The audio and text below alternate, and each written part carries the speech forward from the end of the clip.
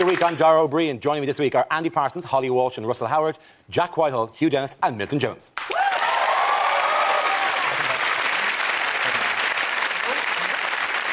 We start with a round called Headliners. Here's a picture of a packed House of Commons recently, but what does PTFC stand for? Is it Pissed Tossers Face Chop? Is it Parliament, too few chairs? Is it in fact just everything that they've spent money on? Porn, televisions, furniture, castles. Is it Perspective Tempts 15-foot cameraman? Is it politicians turn out for free cakes? About the least recognisable man in politics. Politicians try and find Clegg. Or is it they're actually playing a game, pick the fattest Conservative? Is it in fact the new Labour car scrappage scheme? Toyotas for Conservatives. Imagine how good that'd be if I managed to say Prius and Toyota. I drive a Toyota. The handling is incredible. You don't know new Toyotas there. Yes, it goes 0 to 60. Or is it performers try find caption? OK, the P for payback. Payback time. Pay back the fucking cash! That was a proper cri de coeur, wasn't it? That came from the heart. I want to know which paper that comes from, because I'd like to read that every day. Well, it's the Parsons Gazette. So every article's the same. Look at these arseholes! Not that particular, but the payback one. Payback time, 4 Commons. Well done, very good. Thank you very much. Yes, the answer I was looking for was payback time for Commons. This is the news that MPs have been ordered to repay over £1 million of their expenses following an audit of claims dating back to 2004. How do we feel about the MPs' expenses? It just refuses to go away, this story, doesn't it? It's like thrush. Every time I open the paper, it's back. I'm fed up with hearing certain MPs say, it's legal, it's legal. So standing outside an old folks' home dressed as Harold Shipman, just don't do it.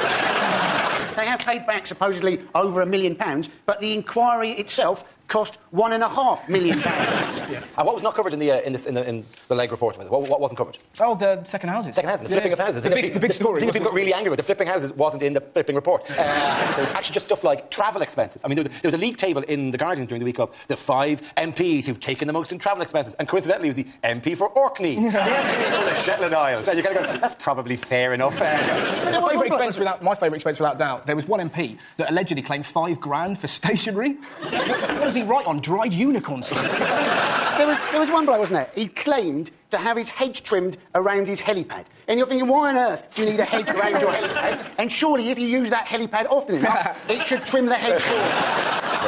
What annoys me, though, as well, is the way that they kind of thought that we'd, forget about it. It's like, we're not. Screw them. Every single one of those, greedy bastards use their expensive claims to pay for, tennis coaches for their wife who's getting screwed into oblivion behind their own back, or the school fees for their posh yuppie daughter, Tara Misalata, who got a Porsche before she hit puberty, and completely and utterly neglect the lives of their sons that have failed performing arts degrees and use fleeting panel show appearances as a desperate cry for help.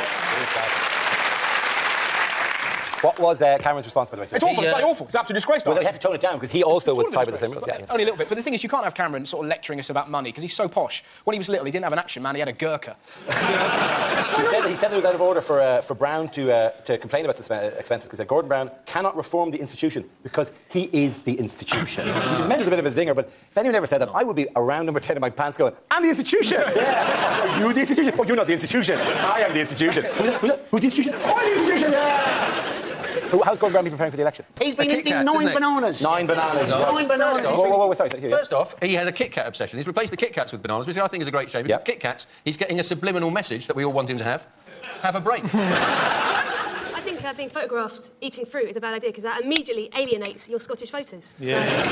The thing about bananas, though, isn't it? Is it supposed to convert into serotonin, which makes you happy? Now, he has 9 bananas a day. Imagine how miserable he would look if he wasn't eating those bananas. Presumably he likes bananas so he can fit one in sideways to make it look like he's smiling. What Gordon Brown is doing with the bananas, he's cutting them up very, very fine, then cooking them in oil.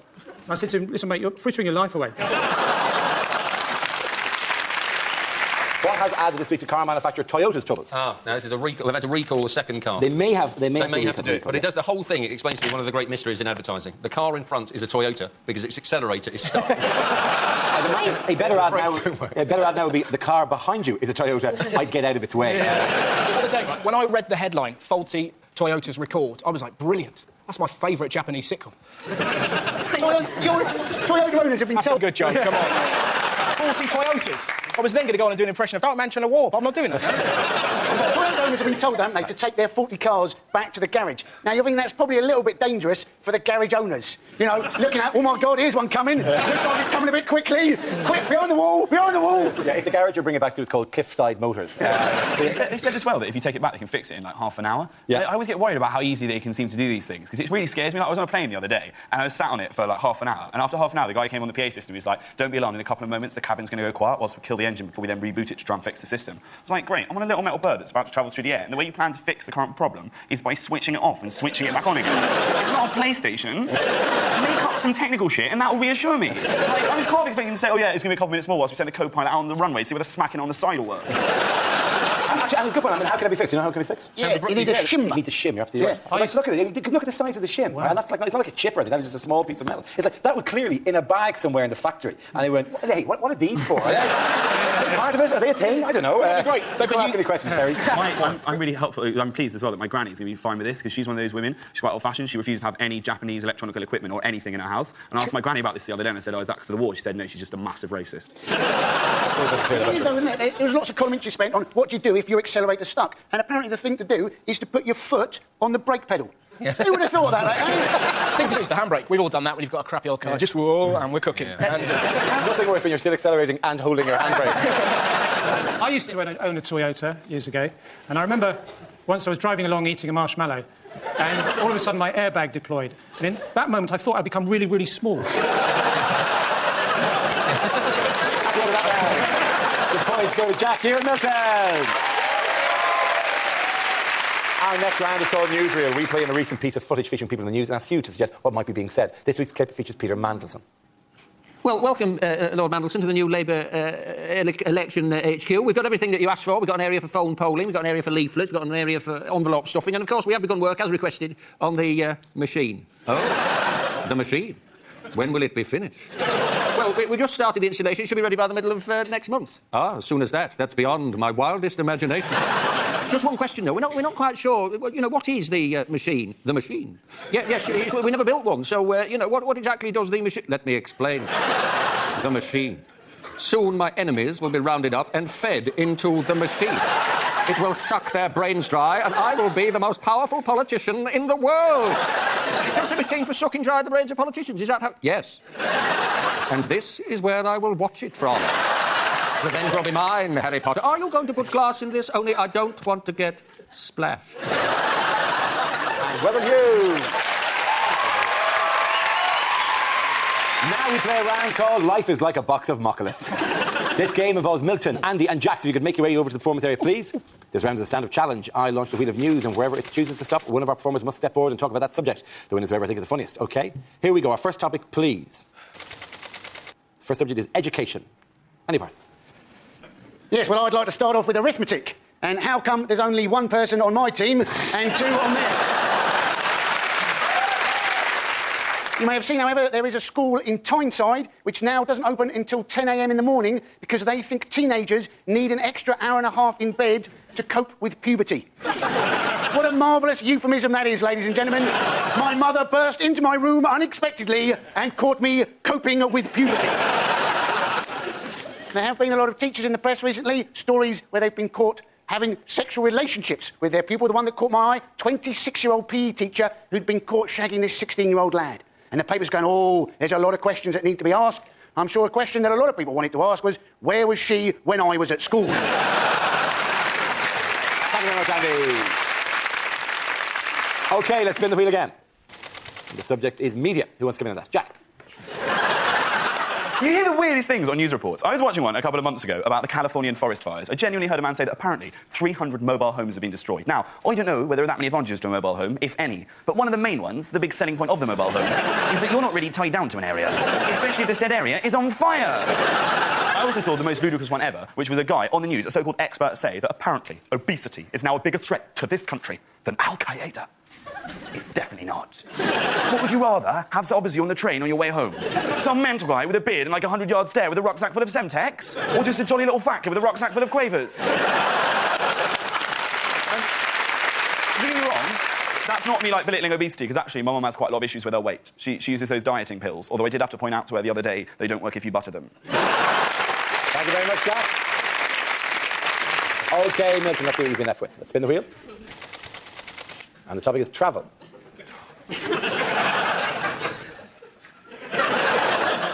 I've just come back from Australia. While I was there, I learnt some Aboriginal words like boo, which means to return, because when you throw an ordinary meringue...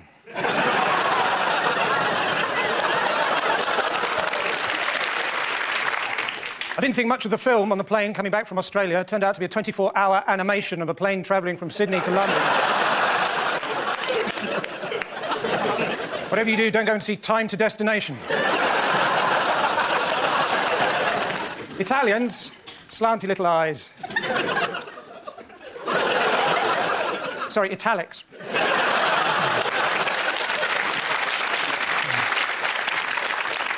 Just come back from Dartmoor, where I spent 3 days shooting at life-size models of Sarah Ferguson and Princess Diana. Got nothing against them myself, it's just they made it part of the Duke of Edinburgh's awards scheme. I've just come back from Russia. Always wanted to go out with a Russian girl, because in my experience, inside every Russian woman, there's another Russian woman. OK, point in that round. Go to Milton and Jack. Come on back. The next round is called This Is the Answer. What is the question? On the board are 6 categories. Holly, which category would you like? Sport. Sport is the category. The answer is 12 minutes. What's the question? How long is too long a pause to say no after your girlfriend says, does my bum look big in this? Is it if you push someone down the escalators at exactly the right speed, how long will they keep falling? How long on average does it take an elderly woman to complete any kind of transaction at an ATM? Is it when he looks back on his time in office, how much will Gordon Brown be proud of? Is it, if you brake in a Toyota, how long till it stops? Is it after how long of watching Paddy McGuinness's new dating show Take Me Out did I pray that the title had literal connotations? Is it how long after the wedding ceremony did Paul McCartney think, I've made a mistake? What is a worryingly long time to be having a piss? What is the longest John Terry has kept in his pants? It's not a million miles. It's the time it took Fabio Capello to tell Terry that he'd been sacked. That's exactly it. Thank you very much, Russell. The question I was looking for was, how long did it take England manager Fabio Capello to sack John Terry as captain? This is the news that during a 12-minute meeting, Terry was relieved of his captaincy and has been replaced by Rio Ferdinand. Was it the right decision? Yes. OK. Capello does come over well, doesn't he? I like the way he demanded that he wear a tie. Like, the meeting was held up because he wasn't wearing a tie. You can do anything you like in the England squad, but only your sex can be casual. The meeting was a bit like a speed date, wasn't it? One of them was being very critical, the other one was sensing rejection, and they both left without getting a shag. Do you think Fabio missed a trick, though? Who was the New England captain? He should have gone, his name is Rio, and he dances on sand. It's fast, given that half it had to be interpreted into Italian and then back out. That's like a 6-minute meeting. Then there's a hello. Then there's the kind of awkward pause where they go... That Toyota thing is a bit of a mess, isn't it? Yeah. What's hilarious, though, you've just got people going, sacked as captain, he should be sacked from England. You're like, no, he shouldn't. He's really good at football. That's why he's going to stay. What's interesting about this, it makes you think Rooney could get away with anything. He could eat a baby. He could walk around Buckingham Palace naked and slap a swan with his wang, and the Queen would go, it's a World Cup year. Leave him to it, Philip. It's a slightly unfortunate photograph as well. It looks like Fabio's going, and then he took her like this. Maybe that's what the interview was. Maybe it was 1 minute going, you're sacked, and then the other 11, so tell me, what happened? I don't leave out any detail at all. I think it's good for Terry as well, because Terry's like, he's quite a boring sportsman, and this has come out, it's quite interesting. It's like the same as Tiger Woods. He was so dull, and then he did that, and I was like, it's quite interesting now. I think more boring sportsmen should do it. Like, I would like Michael Owen far more if I found out he was into, like, badger baiting. Well, funny you should say that. They were actually chanting now at Chelsea, weren't they? They were going, there's only one England captain. The chant I thought they might have come up with was, Chelsea, wherever you may be, don't leave your wife with John Terry. It's pretty funny, though, isn't it? Do you know what I mean? The idea that they've got rid of Terry because he's morally reprehensible and replaced him with Rio? That's like swapping a pit bull for a staffy. They replaced a guy who shagged around on his wife with a man who's currently banned for violent conduct on the field for elbowing another footballer in the head. And the vice-captain just got cleared on an assault charge for punching a guy who he thought was attacking him when the guy was actually recoiling from being punched in the face by one of Gerrard's friends. Or you could have got the guy whose marriage broke up with the guy who went to the prostitute. Really, you shouldn't be picking your captains on a moral ground. See, it must be like a prison yard or something like that. And like Theo Walcott in the middle of all that, they're going, what would you do? And he went, I just want to play football. What special service did the government shut down this week? This is the swine flu hotline. Swine flu hotline's gone. Yeah, if you have any questions you want to ask the swine flu hotline, that moment has passed. Now, yes. But basically, isn't it, we apparently now have 60 million surplus vaccines that the NHS have, right? So you go and see your doctor now, oh, doctor, I've broken my leg. Oh, here's some Tamiflu. We need to get rid of it. Yeah. I'm going to miss it so much. I loved having fun with, like, swine flu. But the best is when you're on the tube, because if you coughed, anyone was just like, oh, God, we're going to die. And everyone got really nervous and got off at the next stop. Like, even the Muslim extremists with the backpack were like, screw this shit, I'm out of here. I fantasised about that. When it first came out, I was thinking, how much fun would it be to go to the doctors just holding a pig wearing a sombrero? You get seen straight away. He's feeling snuffly. Can I just say, did anyone here have any experience of the swine flu hotline? No, do you know it was being manned by 16-year-olds? It was being manned by 16-year-olds. How fantastic is that? You don't want a 16-year-old kid diagnosing you. Yeah, I've got a rash on my breasts. Yeah, but that's it. If anyone knows how to get hold of drugs quickly, it's a 16-year-old. Yeah, I mean, they already have a distribution network, so they kind of got... I had to advertise it for a bit. Did you? Yeah. Well, there were different voiceovers for different stages of the pandemic. What did you get? I think I was stage 3. Ooh. And stage 1 was, you know, there is just normal seasonal flu. Yeah. And then stage 4 was, you know, you're going to die, you're going to die. I was stage 3, which was... if pandemic flu reaches Britain. They missed that stage out completely. What, did we go straight to the you're going to die, you're going to die? I don't remember seeing the ads that went, you're going to die, you're going to die. But now so apparently... on one hand, I was terrified, and on the other hand, I was thinking, I haven't been paid. They've missed out on my... Did you see the advert? It's hilarious. Like the official government advert, there's a bloke in a lift with a family having an amazing time, then the bloke sneezes, and there's a shot of the baby looking at the man going... like a child is going to go, how could you? Mother kill him. You don't want 16-year-olds handing out advice for health, though, do you? You know, you phone up the hotline, you go, oh, I'm pale, I feel awful, I've got no energy. 16-year-olds are going, well, you're probably a goth. Can I just go back to this? I'm sorry, I'm intrigued by this. I'm intrigued by the fact that in a time of pandemic and crisis, Hugh Dennis was cashing in, firstly. That's what but also was the voice that we were supposed to be reassured by. Which of your voices did you do for this? Yeah, which one? Stay at home, lock your doors. It's coming, we can't tell you when. That's really weird. Yeah. But the problem is people don't understand disease. When AIDS first became a crisis, I was operating the goods lift in Harrods. I was a student, I was trying to earn money. And the only thing we knew about AIDS was it started in Holland, right? And the bloke who operated the goods lift with me refused to unload a consignment of Edam cheese. At the end of that round, the points go to Russell, Holly and Andy. Now we come to scenes we'd like to see, so if everyone can make their way to the performance area, please. I'll read out this week's topics and then we'll see what our panelists can come up with. OK, here we go. The first subject is unlikely things to read in a Valentine's Day card. I may be dyslexic, but that doesn't mean I don't vole you. Roses are red, violets are blue. I've got something nasty, and now so do you.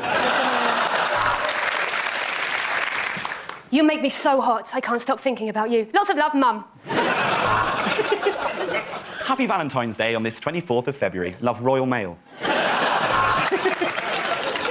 You're the perfect person for me. Pissed and gagging for it. Be my Valentine or die in a well. I love your eyes, I love your nose, I love your smell. Why must you be a Labrador? Do we have to go through this shit every year?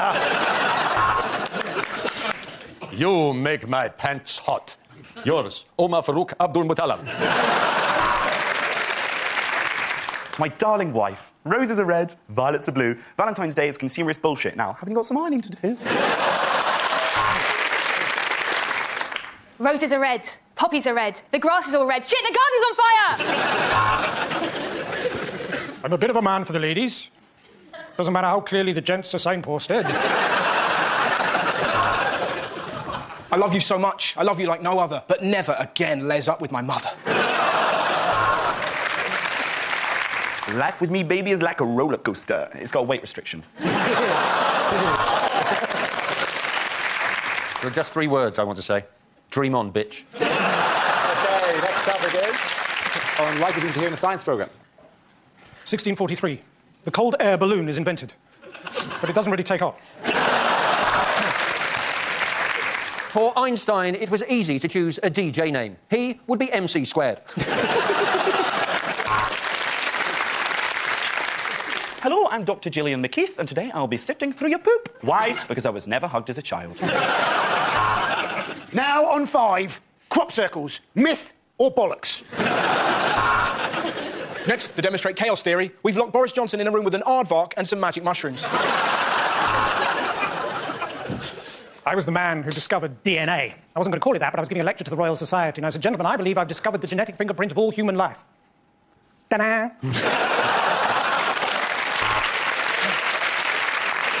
I've been Richard Dawkins. Good night, and God bless. Shit! Thanks to carbon dating, this skeleton is now going out with a short-sighted geology student who likes thin people that don't talk much. 1891. Sir Alexander Graham Benn receives the first wrong number telephone call?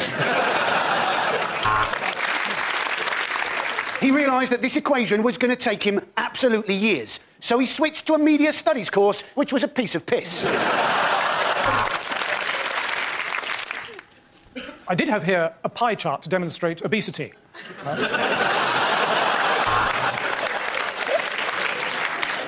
Apart from the human, the only animal to enjoy having sex is a dolphin. I had to shag a lot of animals to find that out. I'm a meerkat, she's not lying. Tonight we'll be discussing molecular science. Our guests are Sir Patrick Moore, Robert Winston and Dappy off of N-Dubs. With their tiny arms, could the T-Rex self-pleasure? Let's find out in another edition of Wanking with Dinosaurs. At the end of that round, the points go to Russell, Holly and Andy. That's the end of the show. This week's winners are Jack Whitehall, Hugh Dennis and Milton Jones. Commiserations to Andy Parsons, Holly Walsh and Russell Howard. Thank you for watching. I'm Garvey. Good night. The comedy continues here on BBC Two as Rapsy Nesbitt is left more than a little confused by a love triangle. That's next.